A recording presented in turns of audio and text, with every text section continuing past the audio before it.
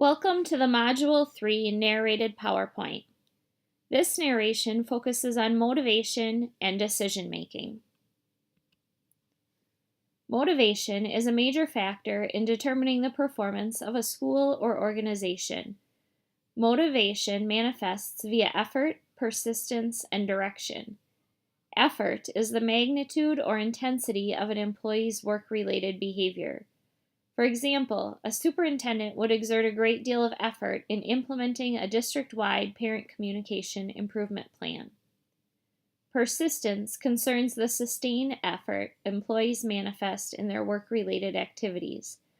For example, a principal that arrives to work early and stays late will be considered motivating. Direction refers to the quality of an employee's work in a way that benefits the employer. For example, a primary grade teacher is expected to provide research-based reading instruction to his or her students in order to reach school goals.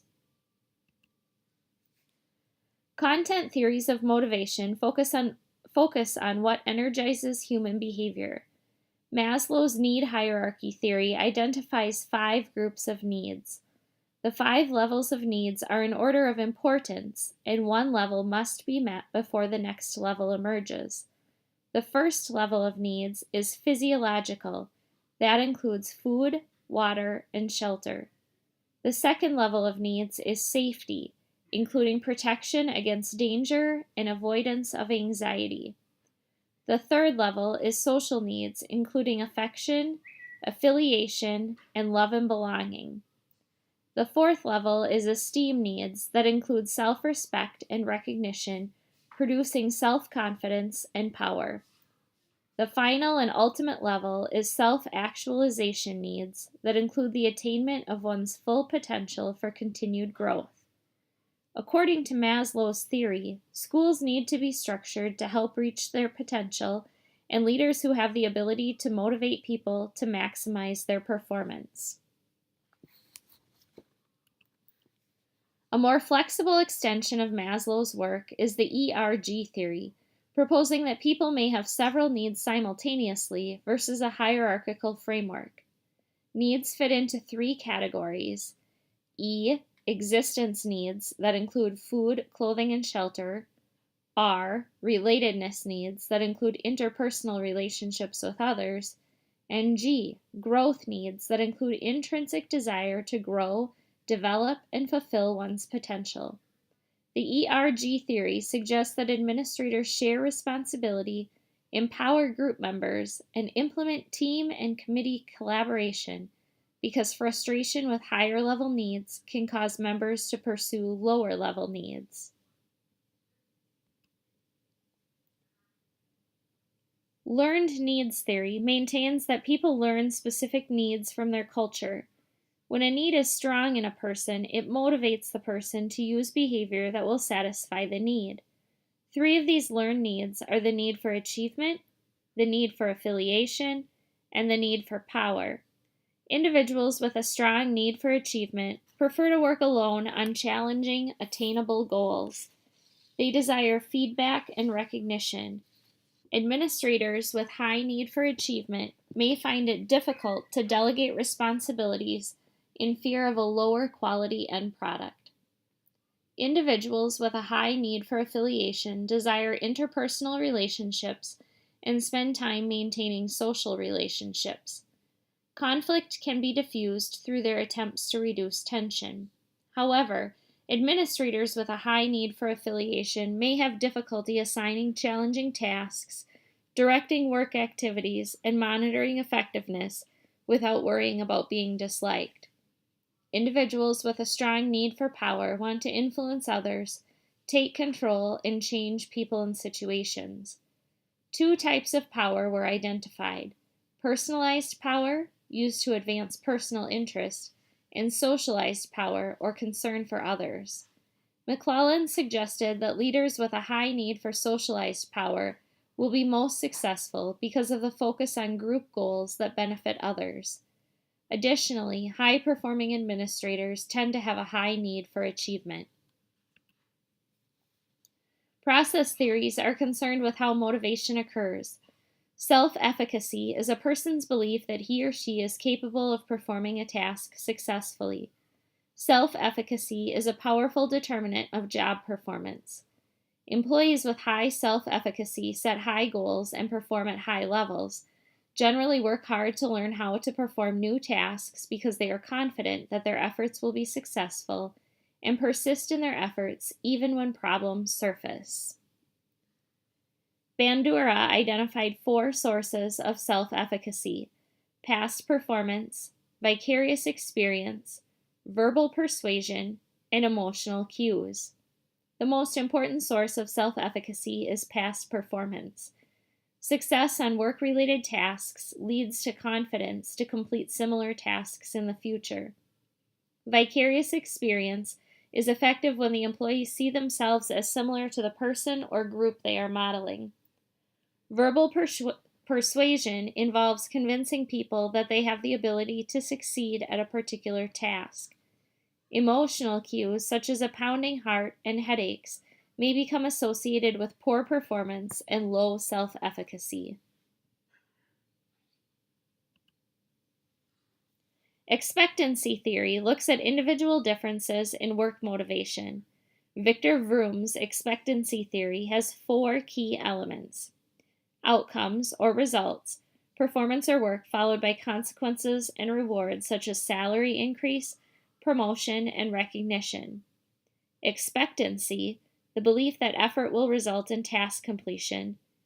Instrumentality, perceived strength relationship between performance and reward. And valence, the strength of an employee's preference for the outcome or reward. According to Vroom's theory, administrators should make desired goals clear and attainable, select staff with appropriate skills and abilities, and provide professional development and follow-through on expected rewards. Equity theory claims that employees have a belief that the ratio of their outcomes to inputs will be fair and equitable. Outcomes refer to the things an employee receives as a result of performing the job, such as salary, promotion, recognition. Inputs refer to the things that the employee contributes to performing the job and include education, experience, ability, effort, and attitude. Employees compare the ratio of their outcomes to inputs with the ratio of outcomes to inputs for a comparison other. The comparison other may be a colleague or a group average. When the ratios are equal, the employee feels that an equitable exchange exists with the employer, leading to job satisfaction. When ratios are unequal, the employee feels that an inequitable exchange exists with the employer, leading to job dissatisfaction. Inequity creates discomfort and tension. The employee will attempt to restore equity by altering inputs or outcomes, changing the comparison other, or leaving the organization. Equity theory has evolved into organizational justice, the extent to which organization members perceive that they are treated fairly at work. There are 3 dimensions to organizational justice. Distributive justice is the perceived fairness of how rewards are distributed. Procedural justice is the perceived fairness of the procedures used to make decisions.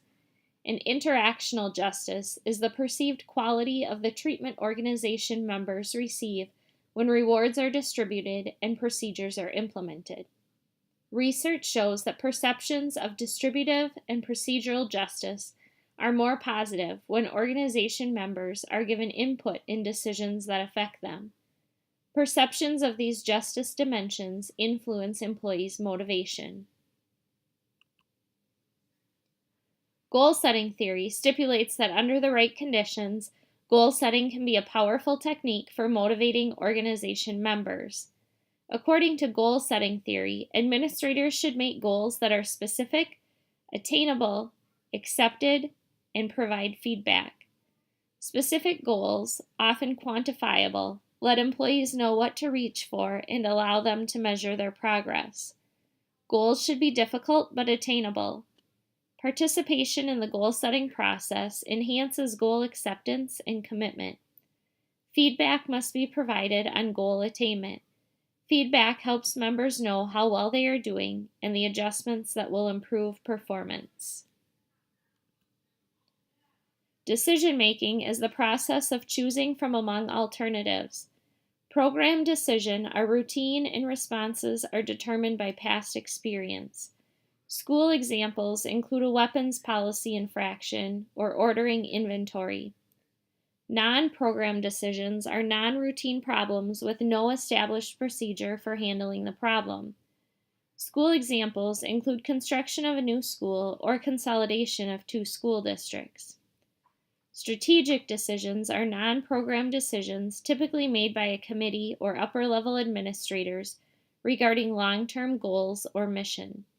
School examples include implementing online learning opportunities for students or addressing an achievement gap. The rational model of decision-making bases decisions on increasing the chances of achieving a desired outcome or goal. The rational decision-making model is comprised of 6 steps. Identifying the problem. A problem is a discrepancy between the existing conditions and the desired conditions. For example, if a school district aims for 90% of students to reach proficiency on grade level standards and only 75% reach proficiency, there is a gap between existing conditions and the desired level of achievement. Generating alternatives. All alternatives should be generated but not evaluated. This could be seen as brainstorming. Evaluating alternatives. The decision maker anticipates possible outcomes of each alternative and the likelihood of each outcome, then evaluates and compares alternatives. Choosing an alternative. The decision maker chooses an alternative that he or she considers most likely to resolve the problem and/or accomplish a goal. Implementing the decision. Implementation may be completed by the decision maker and likely subordinates or employees. Administrators need to sell the decision to those affected by it. Evaluating the design. The school administrator must determine the extent to which the choice of alternatives resolves the problem and/or achieves the school's goals. If the discrepancy still exists between existing and desired outcomes, the decision-making process starts over. Bounded rationality model for decision-making asserts that decision-makers would like to make the best decisions but typically settle for less than optimal due to constraints such as limited funding, time, or lack of background knowledge. Satisficing occurs when a decision is made that satisfies minimal standards of acceptability without exploring all alternatives. A school example is establishing a list of qualities for a new hire and choosing a candidate with most of the qualities because it may be impossible to find the perfect candidate. Contextual rationality holds that decision-making is influenced by environmental factors that make purely rational decision-making impossible. School examples include politics and multiple, sometimes conflicting goals that impede goal achievement. To improve decisions in light of the restrictions that impede complete rationality, Simon recommends procedural rationality. Instead of focusing on generating and evaluating all possible solutions, decision makers focus on the procedures used in making decisions, working to perfect the technique through systems analysis and strategic planning. Alternately, it is clear that decisions are sometimes based on intuition or hunches and deeply held patterns of learned experience. Intuition does not use irrational logic, but the two can work in concert. For example, rational decision-making can verify intuition. Another approach to decision-making is incrementalizing, which involves making multiple small comparisons of alternatives in the moment without the extensive reflection on all alternatives or an end objective in mind. This is also referred to as muddling through. Vroom and Yetton developed a decision-making model that identified 3 aspects of decision effectiveness: decision quality, decision acceptance, and timeliness. Decision quality answers the question, was the decision successful or good? A decision needs to be accepted by subordinates who must implement them. Research shows that a participatory decision-making style leads to better quality decisions and promotes acceptance because subordinates take ownership in the decision and are motivated to implement the decision successfully. Timeliness refers to the amount of time available to make a decision. Participatory decision-making is more time-consuming. If little time is available, the decision may need to be more autocratic in nature.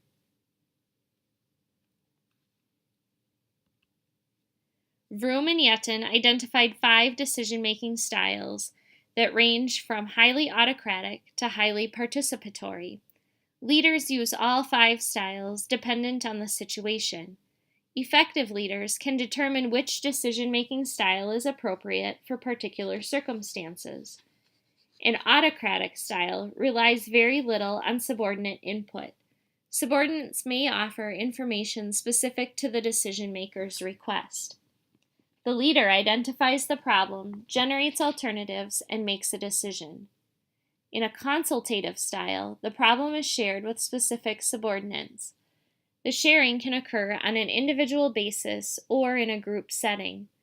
The decision is made by the leader and may or may not reflect the subordinate's influence. In group style, the problem is shared with subordinates as a group. The group generates and evaluates alternatives and reaches agreement on a solution. The leader is a facilitator or chairman. The leader accepts and implements the group's decision. Group decision-making occurs when a number of people participate in important decisions in schools as a collaborative decision-making unit. Benefits of group decision-making include increased decision quality, creativity, acceptance, understanding, judgment, and accuracy. In group decision-making, there is a larger sum of knowledge and information accessible for generating and evaluating ideas. Thus, decision judgment is improved, which leads to higher quality decisions. Because a group can generate more alternatives, problem solving may be more creative. Participation in decision-making increases acceptance of the decision, and members understand the decision because they were involved in the early stages of the decision-making process. Group members evaluate each other's thinking, reducing error and increasing decision accuracy. There are problems with group decision-making. In highly cohesive groups, group members' desire for consensus may become more important than evaluating problems and solutions realistically. This is termed groupthink. Methods for avoiding groupthink include assigning the role of devil's advocate to a group member, seeking feedback on group work from non-group work members, and including an outside expert at the decision-making table. Risky shift describes the phenomenon of group decisions being consistently riskier than individual decisions. There are mixed research findings regarding the presence of the risky shift. Escalation of commitment refers to groups' increased commitment to a course of action in order to justify their original decision. Many school decisions are made by a group. Multiple techniques are used for group decision-making. In brainstorming, group members generate ideas without evaluating or discussing alternatives. Freewheeling is encouraged. Quantity is highlighted over the quality of ideas. Group members are encouraged to combine, embellish, or improve on an idea. The nominal group technique is concerned with the generation and evaluation of ideas. In nominal groups, group members silently generate ideas. There is a round-robin recording of ideas. Next ideas are discussed. A private individual vote of the alternatives is completed, and there may be additional discussion before a final vote is conducted. In the Delphi technique, participants do not engage in face-to-face discussions. An expert panel or group is created. Input is solicited from each panel member through mail or electronically. Individual comments are compiled and dispersed to the panelists. Each expert reviews the other's comments and provides feedback.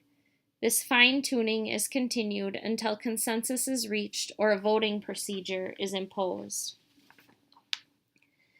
Devil's advocacy is a safeguard from groupthink. The devil's advocate introduces conflict to the decision-making.